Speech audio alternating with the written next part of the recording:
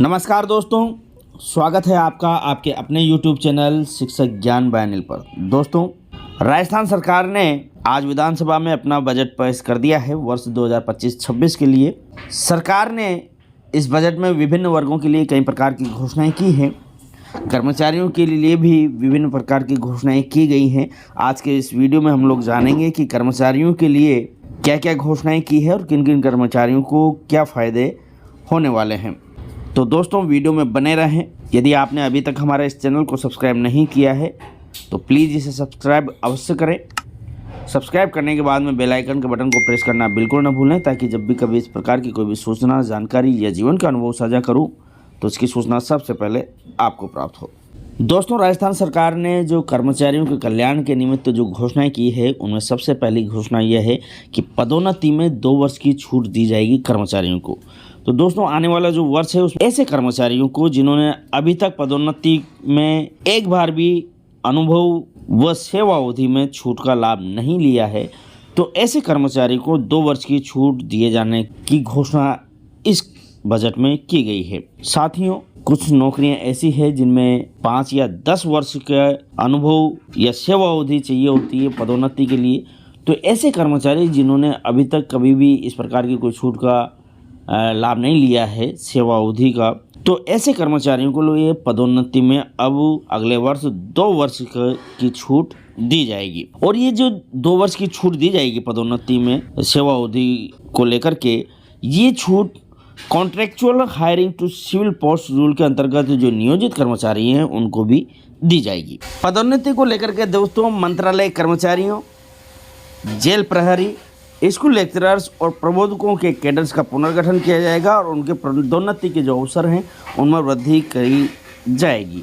ऐसा प्रस्ताव बजट 2025-26 में रखा गया है। अगली जो महत्वपूर्ण घोषणा है उसके अनुसार 25 लाख की जो ग्रेजुटी है वो 1 जनवरी से दी जाएगी। दोस्तों, राजस्थान सरकार ने सितंबर के महीने में ग्रेजुटी को केंद्र सरकार के समान 20 लाख से बढ़ा करके 25 लाख कर दिया था, जो कि 1 अप्रैल 2024 से ये ग्रेजुटी का लाभ आपको दे है। दोस्तों, अब केंद्र सरकार के अनुरूप ही ये जो ग्रेजुटी जो कि अप्रैल 2024 से मिल रही है राजस्थान में, अब ये अप्रैल 2024 से नहीं बल्कि जनवरी 2024 से ही यह ग्रेजुटी दी जाएगी। यह प्रस्ताव इस बजट में रखा गया है।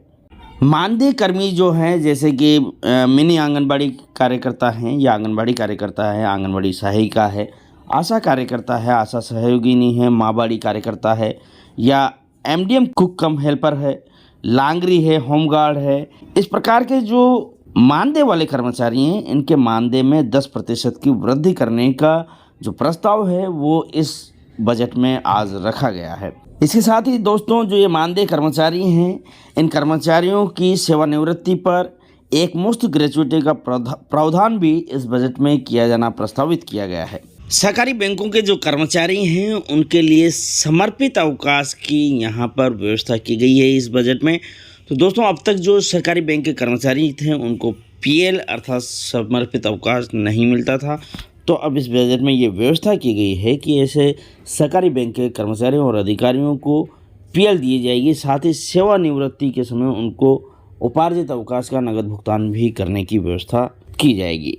इस बजट का जो सबसे महत्वपूर्ण प्रस्ताव है मेरी नज़र में वो यह है दोस्तों कि प्लेसमेंट एजेंसी के माध्यम से अब तक जो संविदा कर्मी नियोजित किए जाते थे, यह व्यवस्था अब समाप्त की जा रही है और कार्मिक विभाग के अधीन अब ऐसी राजकीय संस्था का गठन किया जाएगा जो इस प्रकार के संविदा कर्मचारियों को नियोजित करेंगे। दोस्तों, राजस्थान सरकार के पेंशनर्स या जो पारिवारिक पेंशनर्स हैं, यदि वो अपनी आयु को 70 वर्ष पूर्ण कर लेते हैं, मतलब वो 70 साल के हो जाते हैं, तो उनको 5% अतिरिक्त भत्ता दिया जाता है पेंशन का।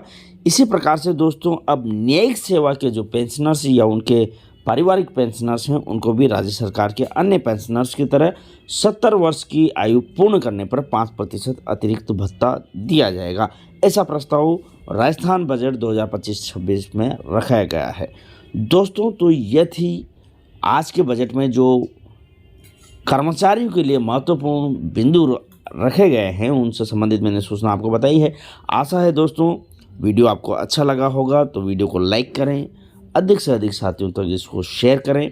यदि आपने अभी तक हमारे इस चैनल को सब्सक्राइब नहीं किया है तो प्लीज़ इसे सब्सक्राइब अभी करें। सब्सक्राइब करने के बाद में बेल आइकन के बटन को प्रेस करना बिल्कुल ना भूलें, ताकि जब भी कभी इस प्रकार की कोई भी सूचना, जानकारी या जीवन का अनुभव साझा करूं तो इसकी सूचना सबसे पहले आपको प्राप्त हो। तो दोस्तों आज के लिए इतना ही, मिलते हैं अगले वीडियो में। धन्यवाद।